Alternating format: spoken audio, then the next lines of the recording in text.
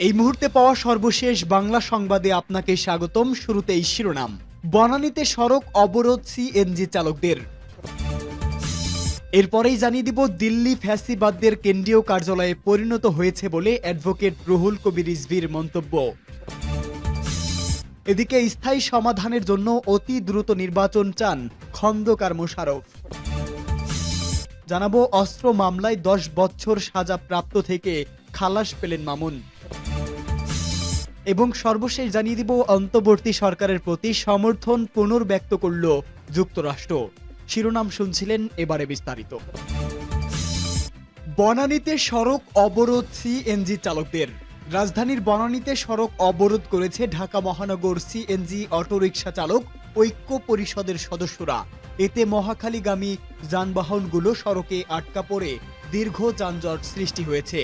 বনানীর Bangladesh road transport অথরিটির সদর দপ্তরের সামনে রাস্তায় শুয়ে ওই অবরোধ করেন তারা। এ সময় বিআরটিএর নির্ধারিত ঢাকা মেট্রো সিএনজি অটোরিকশার দৈনিক জমা 900 টাকা অবিলম্বে কার্যকর করা সহ 9 দফা দাবি জানিয়েছে ঐক্য পরিষদের চালকরা। ঢাকা মহানগর সিএনজি অটোরিকশা চালক ঐক্য পরিষদের অন্যান্য দাবিগুলো হচ্ছে 2007 সালে ঢাকা মেট্রোর জন্য সরকার অনুমোদিত 5000 সিএনজি অটোরিকশা অবিলম্বে চালকদের নামে রেজিস্ট্রেশন প্রদান করতে হবে। ঢাকা শহরের আয়তনের সঙ্গে সঙ্গতি রেখে আরও 15,000 সিএনজি অটোরিকশা চালকদের নামে অনুমোদন দিতে হবে। সিএনজি অটোরিকশা চালক কর্মরত অবস্থায় দুর্ঘটনায় কবলিত হয়ে মৃত্যুবরণ করলে রাষ্ট্রপক্ষ থেকে 10 লাখ টাকা ক্ষতিপূরণ প্রদান করতে হবে। আইএলএ কনভেনশন 87 অনুযায়ী অবাধ ট্রেড ইউনিয়ন করার অধিকার দিতে হবে। প্রশাসনের সব ধরনের চালক হয়রানি বন্ধ করতে হবে।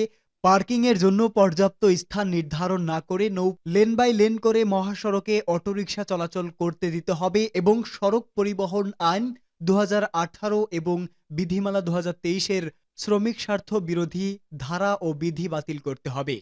দিল্লি ফ্যাসিবাদের কেন্দ্রীয় কার্যালয়ে পরিণত হয়েছে রুহুল কবির রিজভী। ভারত যেন ফ্যাসিবাদদের সেভ হোম, নিরাপদ আশ্রয়স্থল পরিণত হয়েছে বলে মন্তব্য করেছেন বিএনপির সিনিয়র যুগ্ম মহাসচিব অ্যাডভোকেট রুহুল কবির রিজভী। তিনি বলেন, দিল্লি ফ্যাসিবাদের কার্যালয়ে পরিণত হয়েছে ঢাকা বিশ্ববিদ্যালয়ের মল চত্বরে জিয়াউর রহমান ফাউন্ডেশন আয়োজিত শহীদ রাষ্ট্রপতি জিয়াউর রহমানের 89তম বার্ষিকী উপলক্ষে নিমগাছ রোপণ কর্মসূচিতে তিনি কথা বলেন। পরিবেশ রক্ষাকে সামাজিক আন্দোলন বলে উল্লেখ করেন রুহুল কবির রিজভী। তিনি বলেন, বৈশ্বিক উষ্ণতার কারণে মানবজাতি এক বিপদের মুখোমুখি হচ্ছে। বৈশ্বিকভাবে সবাই শঙ্কার মধ্যে আছে। বিভিন্ন দেশ আন্তর্জাতিক তহবিল গঠন করে দরিদ্র দেশগুলোকে সহায়তা করছে। এ বিষয়ে তৎপরতা না দেখালে আমরা ভালো ফল পাব না। এটি শুধু রাষ্ট্র বা সরকারের দায়িত্ব নয়, বরং এটি একটি সামাজিক আন্দোলন। তিনি বলেন, 5 আগস্টের আগে যারা দেশ ছেড়ে পালিয়ে গেছেন তারা বিভিন্ন মেগা প্রজেক্টের নামে নদী খাল ভরাট করেছে, তারা বৃক্ষ উধাও করে দিয়েছে। স্বৈরাচারের সময় মানুষের মঙ্গলের জন্য ভালো কিছু হতে পারে না। তিনি আরো বলেন, আজ বিশ্ববিদ্যালয়ে উন্মুক্ত প্রাঙ্গণে দাঁড়িয়ে কথা বলছি, এটা যে কত উল্লাসের, আনন্দের। কিন্তু ফ্যাসিবাদদের সময় আমরা বিশ্ববিদ্যালয়ের ভেতর দিয়ে যেতে সাহস করতাম না। কখনো যদি যেতাম তখন গাড়ির জানালাটা তুলে দিতাম, কেউ যেন না দেখে। ফ্যাসিবাদের সময় শেখ হাসিনা এভাবে চারদিক বিপদাপন্ন করে তুলেছিল। আমরা যখন ছাত্র রাজনীতি করেছি তখন দেখেছি পৃথিবীর বিভিন্ন দেশে এক নায়কতান্ত্রিক শাসনের সময়েও বিশ্ববিদ্যালয়গুলো এক ধরনের কর্পোরেট স্বায়ত্ত শাসন ভোগ করেছে, কিন্তু শেখ হাসিনার সময় সে চিহ্নটুকুও ছিল না। ন্যূনতম ঐক্য বজায় রাখার আহ্বান জানিয়ে তিনি বলেন, বিশ্ববিদ্যালয়ে সহবাসী স্থান থাকবে। গত 15 বছরে সে সুযোগ ছিল না। এই পরিবেশকে আমাদের চিরস্থায়ী রাখতে হবে। যারা মানুষের সম্পদ ও টাকা পাচার করেছে তাদের যেন পুনরুদ্ধার না করা হয়। এই গণতান্ত্রিক সব আলোচনা শোনার পরও ন্যূনতম ঐক্য থাকতে হবে।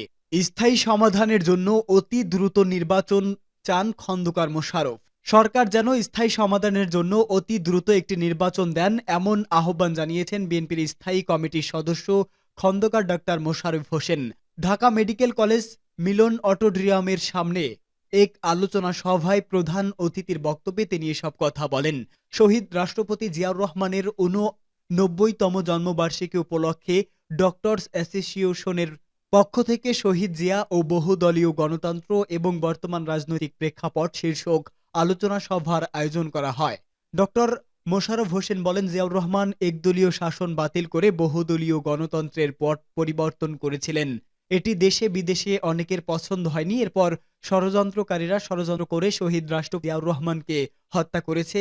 এমনকি হত্যার পর তার লাশ পাহাড়ে লুকিয়ে রেখেছিল হত্যাকারীরা। তার প্রতি পরিমাণ ভালোবাসা ছিল, সেনাবাহিনীরা লাশ খুঁজে ঢাকা এনেছিল।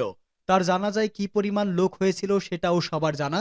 তিনি জানান, আমাদের নেতাকর্মীদের গুম, খুন ও হত্যা, গ্রেপ্তার, হয়রানি করেও বিএনপিকে দুর্বল করতে পারেনি ফ্যাসিস্ট আওয়ামী সরকার। অস্ত্র মামলায় ১০ বছরের দণ্ড থেকে খালাস পেলেন মামুন। অস্ত্র মামলায় ব্যবসায়ী গিয়াস উদ্দিন আল মামুনকে ১০ বছরের কারাদণ্ড থেকে খালাস দিয়েছে হাইকোর্ট। হাইকোর্টের বিচারপতি মোস্তফা জামান ইসলাম ও বিচারপতি নাসির উদ্দিন আক্তারের সমন্বয়ে গঠিত বেঞ্চ এই রায় ঘোষণা করেন। আদালতে গিয়াসউদ্দিন আল মামুনের পক্ষে শুনানি করেন সুপ্রিম কোর্টের আইনজীবী ব্যারিস্টার শাহ মোহাম্মদ সাব্বির হামজা। রায়ের বিষয়টি নিশ্চিত করেন তিনি নিজেই। এর আগে ২০১৭ সালের ২৬ মার্চ অস্ত্র আইন গিয়াসউদ্দিন আল মামুনের বিরুদ্ধে মামলা হয়। ওই মামলায় একই বছরের ২০০৭ সালের ৩ জুলাই ১০ বছরের কারাদণ্ড দিয়ে রায় ঘোষণা করেন বিচারক আদালত। ওই রায়ের বিরুদ্ধে হাইকোর্টে আপিল আবেদন করা হয়। ওই আপিলে শুনানি নিয়ে এই রায় ঘোষণা করেন হাইকোর্ট। অন্তর্বর্তী সরকারের প্রতি সমর্থন পুনর্ব্যক্ত করল যুক্তরাষ্ট্র। ঢাকায় যুক্তরাষ্ট্রের ভারপ্রাপ্ত রাষ্ট্রদূত ট্যাসি ও জ্যাকবসন বাংলাদেশে উন্নয়ন এবং সন্ত্রাসবাদ মোকাবেলা সহ বিভিন্ন বিষয়ে অন্তর্বর্তীকালীন তার দেশের সমর্থন পুনর্ব্যক্ত করেছেন। রাষ্ট্রীয় অতিথি ভবন যমুনায় প্রধান উপদেষ্টা ডক্টর মোহাম্মদ ইউনূস সঙ্গে সাক্ষাৎকালে তিনি কথা বলেন। তিনি বলেন, আমরা একটি জাতি হিসাবে আপনাদের সরকারকে বিষয়ে সহায়তা করতে প্রস্তুত। প্রধান উপদেষ্টা চলমান সংস্কার উদ্যোগ, জুলাই ঘোষণাপত্র, রাজনৈতিক ঐক্যমত গড়ে তোলার প্রচেষ্টা এবং পরবর্তী সাধারণ নির্বাচন পরিকল্পনা সম্পর্কে আলোচনা করেন। জুলাই ঘোষণাপত্র প্রসঙ্গে তিনি ফেব্রুয়ারির শুরুর দিকেই রাজনৈতিক দলগুলোর কাছ থেকে ঐক্যমতের প্রত্যাশা করেন। জুলাই ঘোষণাপত্র বিষয়ে তিনি বলেন, এই পর্যন্ত আমি কোনো ভিন্ন মত শুনিনি।